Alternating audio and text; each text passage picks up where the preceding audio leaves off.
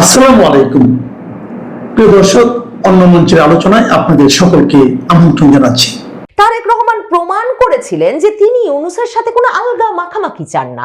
আর সালাউদ্দিন আহমেদ তারেক রহমানের হয়ে বারবার সংসদের বাইরে দাঁড়িয়ে বলেন, আমরা জুলাই সনদে তখন রাজি হয়েছিলাম, গণভোটে রাজি হয়েছিলাম, কারণ ইউনূস সরকারের ধান্দা ছিল যে তারা যতদিন ইচ্ছা ক্ষমতায় থাকবে এসব করে, সে কারণে ছিলাম। কিন্তু আমরা আসলে ইউনূস সরকারের ধান্দা বুঝেছিলাম, কিন্তু তাদের সঙ্গে একমত ছিলাম না। এবং তারেক রহমান কোনোদিন বলেন নাই, না না সালাউদ্দিন সাহেব এসব বলবেন না, বরং পরিষ্কার তারেক রহমানের ইঙ্গিত ছাড়া ইউনূস সাহেবের এরকম প্রকাশ্য বদনাম, তার ক্ষমতায় থাকার ধান্দার বিষয়টা প্রকাশ করে দেওয়া সালাউদ্দিনের পক্ষেও সম্ভব হতো না।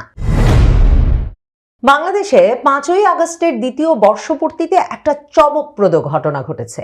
প্রধানমন্ত্রী তারেক রহমান প্রধান উপদেষ্টা, অন্তর্বর্তীকালীন সরকারের সাবেক প্রধান উপদেষ্টা ডক্টর মোহাম্মদ ইউনূসের হাতে হাত রেখে জুলাই জাদুঘর উদ্বোধন করে এসেছেন। আপনারা যারা লক্ষ্য করেছেন তারা নিশ্চয়ই জানবেন, এই জুলাই জাদুঘর উদ্বোধন করা নিয়েই প্রধানমন্ত্রী তারেক রহমানের ব্যাপক আপত্তি ছিল। কারণ এই যে সব কৃতিত্ব তরুণদের দখলে নিয়ে নেওয়া এবং অন্তর্বর্তীকালীন সরকারি সেই বিপ্লবের প্রধান প্রতিভূ, এসব প্রমাণ করতে এই যে এইসব জাদুঘর করে ফেলা, এগুলো নিয়ে বিএনপি তারেক রহমান মহা বিরক্ত ছিল। এবং এই যে একটা মুক্তিযুদ্ধের সমতুল্য বিপ্লব ঘটিয়ে ফেলেছে তরুণেরা, যার কিনা নায়ক নাহিদ, আসিফ এরা এবং আবু সাইদের মতো এত বড় বিপ্লবী আর কেউ নেই। আর সেখানে তারেক রহমান, যিনি কিনা লন্ডনে ছিলেন 17 বছর আরামে আয়েশে স্ত্রী কন্যা সহ, তিনি এ বিপ্লবের কিচ্ছু বোঝেন না, এ বয়ান প্রতিষ্ঠা করতেই এই জুলাই জাদুঘর। এবং বিএনপিকে সেখানে কিছু মাত্র কৃতিত্ব দেওয়া হয় নাই অন্তর্বর্তীকালীন সরকারের প্রধান উপদেষ্টা ইউনূসের ষড়যন্ত্রে, এবং তার সাঙ্গপাঙ্গরা এসব মোস্তফা সরোয়ার ফারুকিরা মিলে সেই বয়ানটাকে আরো প্রতিষ্ঠা করতেই বেগম খালেদা জিয়া, তারেক রহমান, বিএনপির নেতা কর্মীদের এই যে দীর্ঘ 17 বছরের সংগ্রাম, কারাবাস, এসবের সবকিছু এই জুলাই জাদুঘরে তুলে ধরতে ব্যর্থ হয়েছে কিংবা ইচ্ছা করে এড়িয়ে গেছে। সেই জায়গা থেকে বিএনপির এই গণভবনের ভেতর হঠাৎ করে একটা জাদুঘর প্রতিষ্ঠা নিয়ে কোনো উচ্ছ্বাস ছিল না।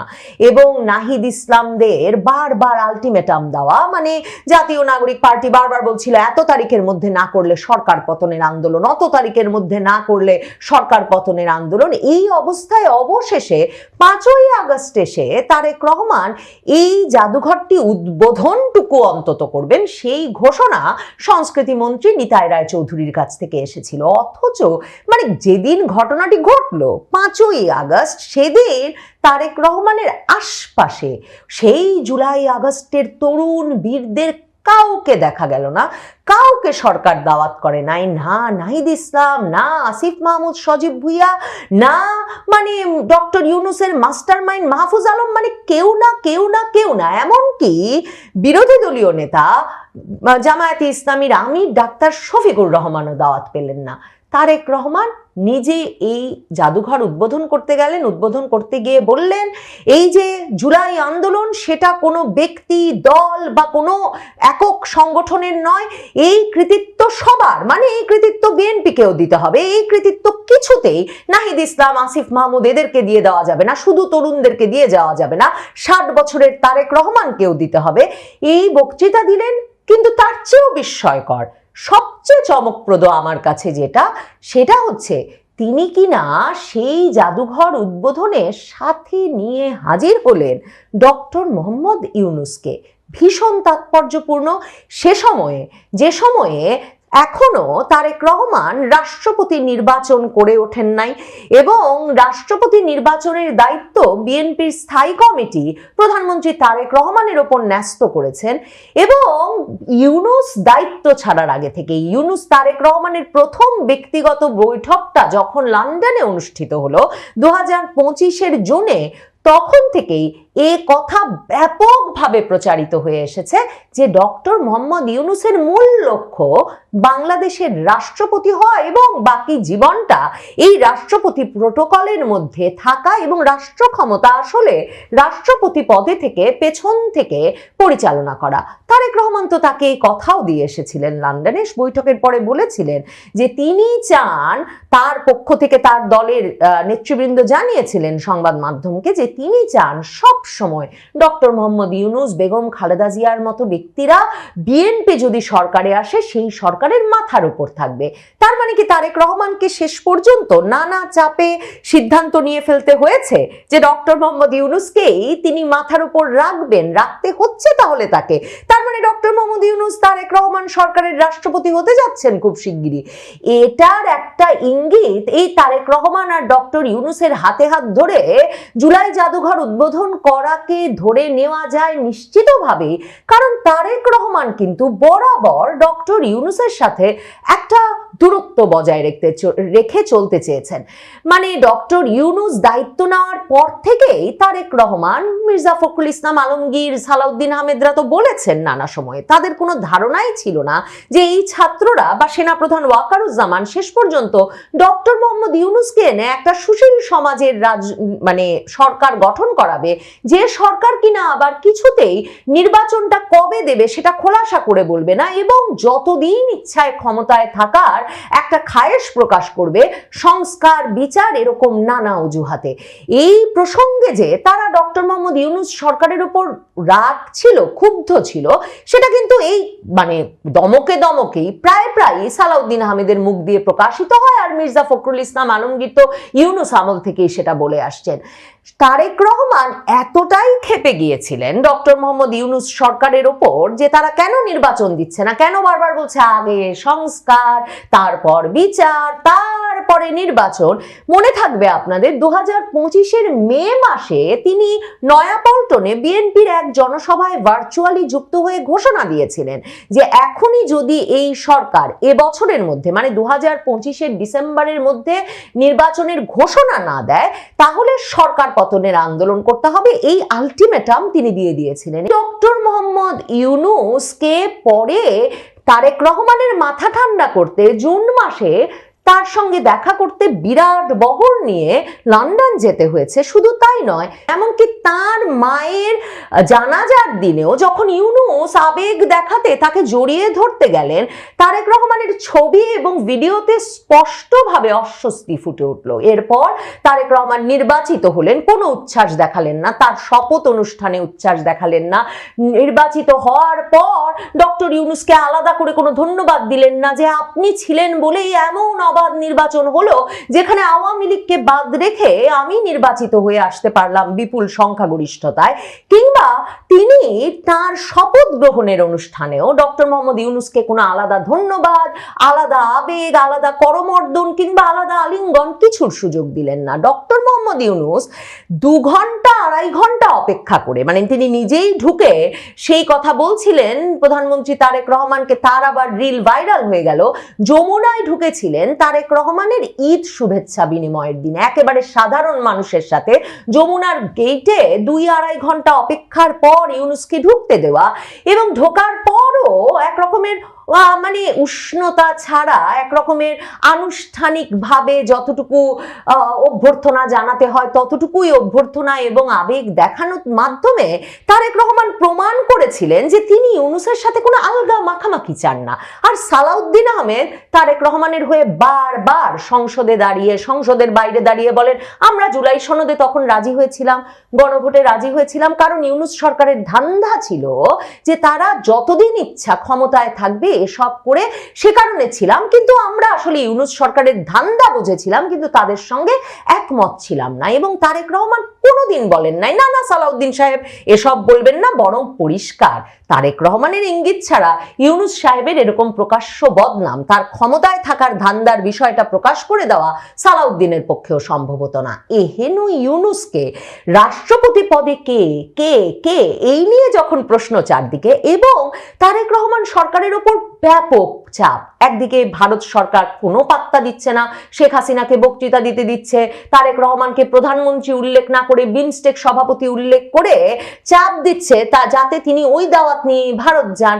অন্যদিকে প্রেসিডেন্ট ট্রাম্পের দফতর থেকে রীতিমতো প্রেসিডেন্ট ট্রাম্পের বিশেষ দূত, দক্ষিণ ও মধ্য এশিয়া বিষয়ক বিশেষ দূত সার্জিও গোর ঢাকা সফরে এসে ভারতের রাষ্ট্রদূতের সঙ্গে সাক্ষাৎ করছেন, বাংলাদেশের প্রধানমন্ত্রীকে বলে যাচ্ছেন তাকে অন্তর্ভুক্তিমূলক রাজনীতির পরিবেশ সৃষ্টি করতে হবে, তাকে আর কি কি করতে হবে তার যে লিস্ট দিয়েছেন তার সাথে তারেক রহমান যে লিস্টে চলছিলেন তার কোনো সম্পর্ক নাই। মানে তারেক রহমানকে চীনের সঙ্গে মাখামাখি কমিয়ে আনতে হবে, তারেক রহমানকে আওয়ামী লীগের জন্য যথাযথ পরিবেশ সৃষ্টি করে দেশে একটা স্থিতিশীল রাজনৈতিক পরিবেশ আনতে হবে। আর সবচেয়ে বড় যে কাজটা করতে হবে তারেক রহমানকে, সেটা হচ্ছে বাংলাদেশে ইসলাম পন্থার, চরমপন্থার, জঙ্গিবাদের যে অবাধ বিকাশ ঘটছে সে বিষয়ে সক্রিয় হতে হবে এবং কঠোর হতে হবে।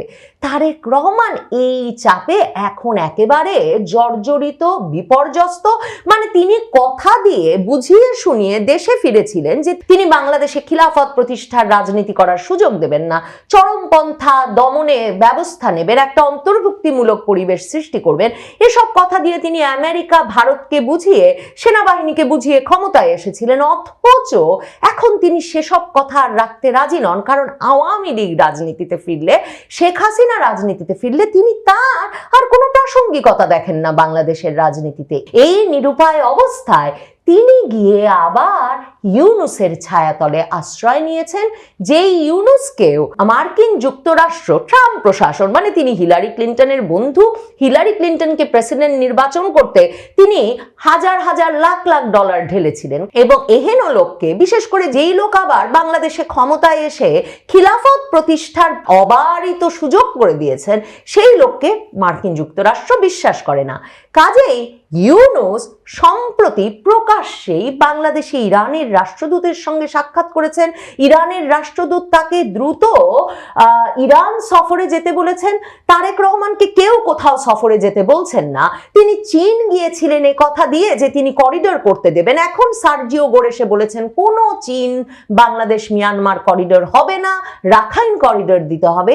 এসব চাপে বিপর্যস্ত তারেক রহমান শেষ পর্যন্ত আন্তর্জাতিক বিশ্বের খেলোয়াড় ইউনূসের পতাকা তলে আশ্রয় নিয়েছেন। ইউনূস বলেছেন তিনি ইরান পৌঁছবেন এবং এই যে মার্কিন বিরোধী জোটে একটা মুখ্য ভূমিকা বাংলাদেশকে রাখতে তিনি ভূমিকা পালন করবেন। মানে ভাবেন যে ইউনূস মার্কিন যুক্তরাষ্ট্রের সঙ্গে বাণিজ্য চুক্তি করে তারেক রহমানকে এমন একটা ফাঁপড়ে ফেলে গেছেন, সেই ইউনূসই এখন তারেক রহমান সহ বাংলাদেশকে ইরান অক্ষে নিয়ে যাবেন বলে কথা দিচ্ছেন এবং তার বিনিময়ে প্রেসিডেন্ট পদ পাওয়া। সবচেয়ে বড় কথা, বাংলাদেশে সর্বোচ্চ রাষ্ট্রীয় নিরাপত্তার সুযোগ সুবিধা এসএসএফ পিজিআর দিয়ে সুরক্ষিত থেকে বাংলাদেশের বিপুল আর্থিক সাম্রাজ্য রক্ষার সুযোগ পাওয়ার বিনিময়ে ইউনূস জুলাই জাদুঘর উদ্বোধন করতে গিয়ে ভুলে মাত্র এই কদিন আগেও যাকে কিনা বিদেশিদের সামনে নাহিদ ইসলামকে পরিচয় করিয়ে দিয়েছেন, নাহিদ ইসলাম নিজেই একটা ইতিহাস,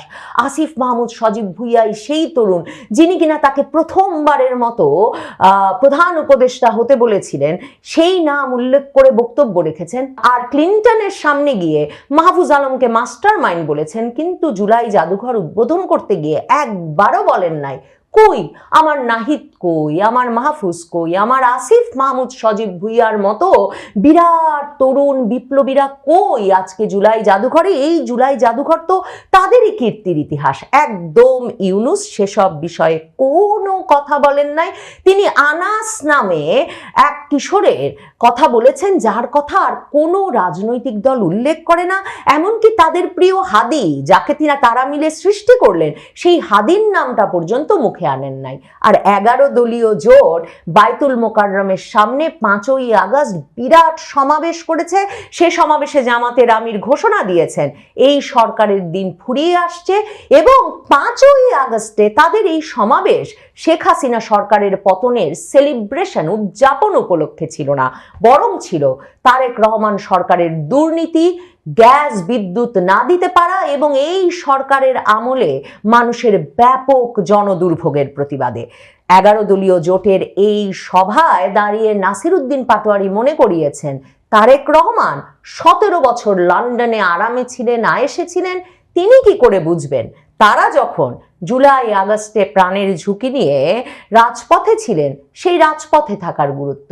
কাজেই সব মিলিয়ে তারেক রহমানের পায়ের নিচে মাটি নাই। তিনি বোধহয় কোনোভাবে ভাবছেন ইউনূস শেষ পর্যন্ত তাকে বাঁচিয়ে রাখবেন, টিকিয়ে রাখবেন। তবে ইউনূস এমন এক ব্যক্তি, তিনি নিজের টিকে থাকা, বেঁচে থাকা আর পদে বসা ছাড়া অন্য কিছু বোঝেন কিনা বলা মুশকিল। আওয়ামী লীগ সভানেত্রী শেখ হাসিনা দিল্লিতে একটি প্রেস কনফারেন্সে যোগ দেবেন এবং এটি সামাজিক যোগাযোগ মাধ্যমে চাউর হওয়ার পর থেকেই বাংলাদেশে ক্ষমতাসীন বিএনপি সরকার, আমরা আর মামুরা নির্বাচনের বিরোধী পক্ষ জামায়াত এনসিপি সকলেই এমন কাপাকাপি শুরু করে দিয়েছে যে কারোরই মনে হবে সাক্ষাৎকারের ঘোষণাতেই এমন শেখ হাসিনা ফিরে এলে কি হবে এদের। ওদিকে স্বরাষ্ট্রমন্ত্রী সালাউদ্দিন আহমদ আওয়ামী লীগের মুরদ নিয়ে প্রশ্ন তুলেছেন। মুরদ শব্দটা মর্দানির সঙ্গে সম্পর্কিত। দল হিসাবে বা নেত্রী হিসাবে শেখ হাসিনার ক্ষেত্রে শব্দটি সাজে না। এটি খাটে সালাউদ্দিন সাহেবের নেতা তারেক রহমানের ক্ষেত্রে, যিনি 17 বছর লন্ডনে বসে থাকলেন বিপুল টাকা পয়সা, বিত্ত বৈভব নিয়ে, কোনোদিন দেশে ফিরে যাওয়ার ঘোষণা দেওয়ার সাহস করলেন না। আর শেখ হাসিনা সেই নেতা যার নাম গিনেস বুক অব ওয়ার্ল্ড রেকর্ডসে উঠানো যাবে শুধুমাত্র মামলার সংখ্যার কারণে, যার মধ্যে ফাঁসির রায় অর্থাৎ মৃত্যুদণ্ড রয়েছে। শেখ হাসিনার সেই ঘোষণার পরে তারেক রহমানের মুরদের অবস্থা তো বুঝতেই পারছেন।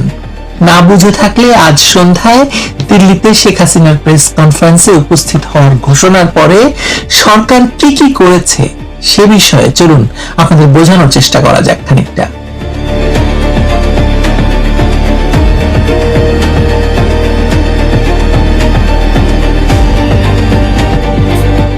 ঘটনাটা কি?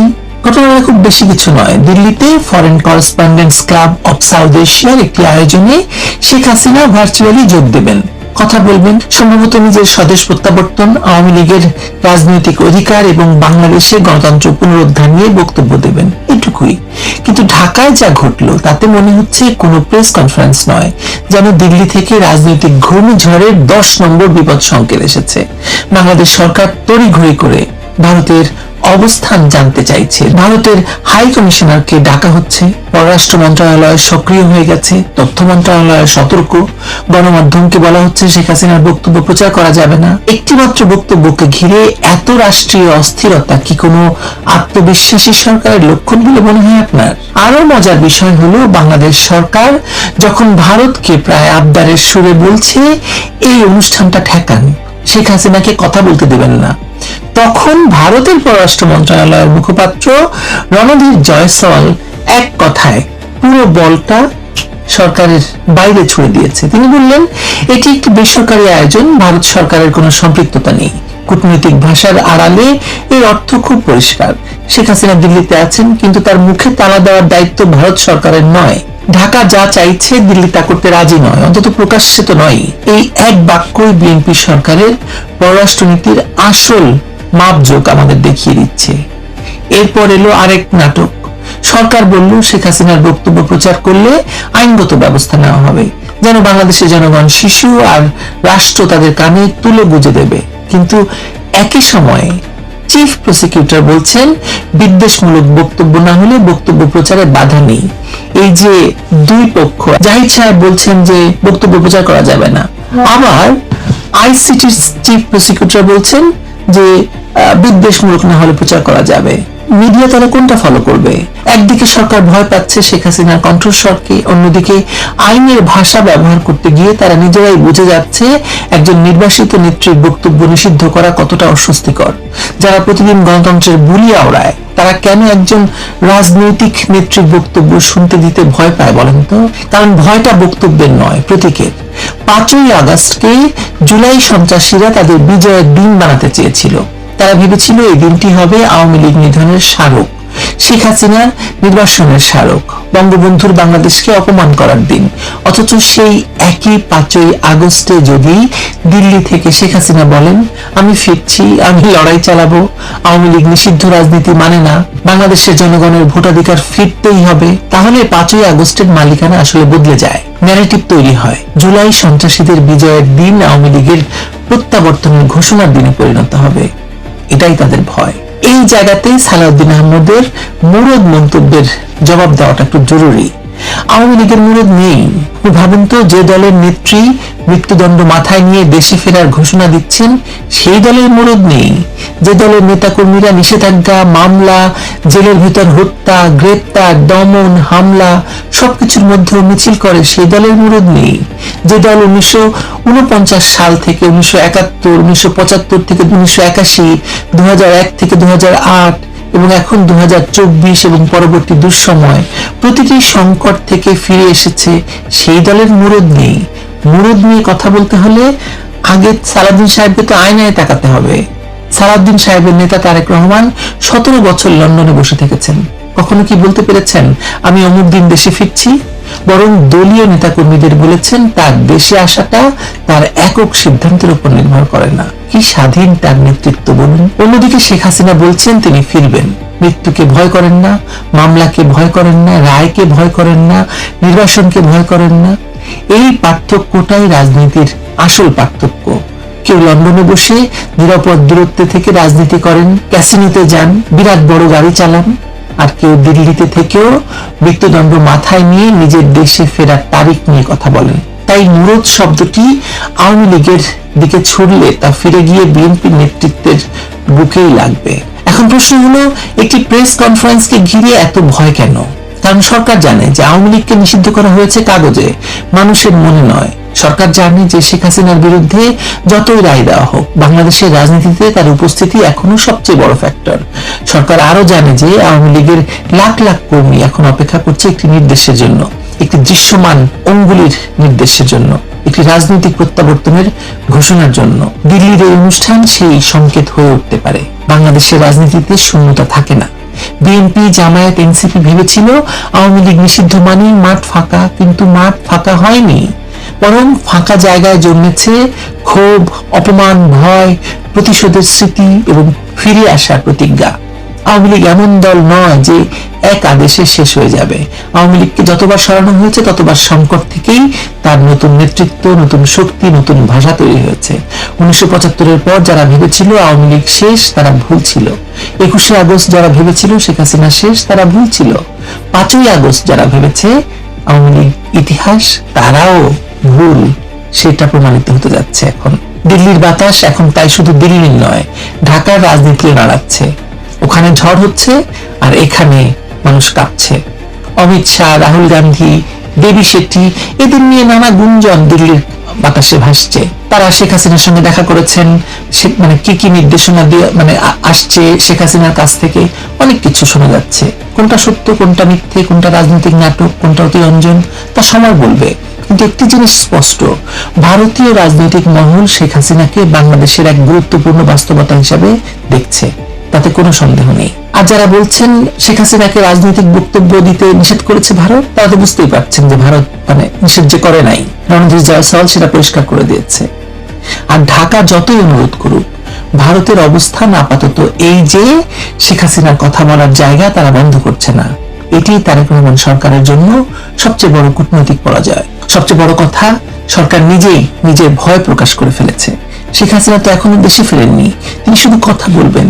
সেই কথা আগেই যদি সরকার কেঁপে ওঠে, হাই কমিশনারকে ডাকেন, গণমাধ্যমকে হুমকি দেয়, আইনি ব্যাখ্যা খোঁজে, তাহলে শেখ হাসিনা সত্যি দেশে ফিরলে কি হবে বলেন তো? বিমানবন্দর ঘিরে রাখবেন, আদালত বন্ধ করবেন, গণমাধ্যমের ক্যামেরা বন্ধ করে দেবেন, জনগণের কানে তালা দেবেন।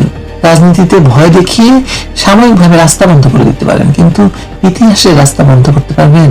5ই আগস্টে শেখ হাসিনার উপস্থিতির ঘোষণাই সরকারকে কাবু করে ফেলেছে। এ কথা এখন আর অতিরঞ্জন নয়।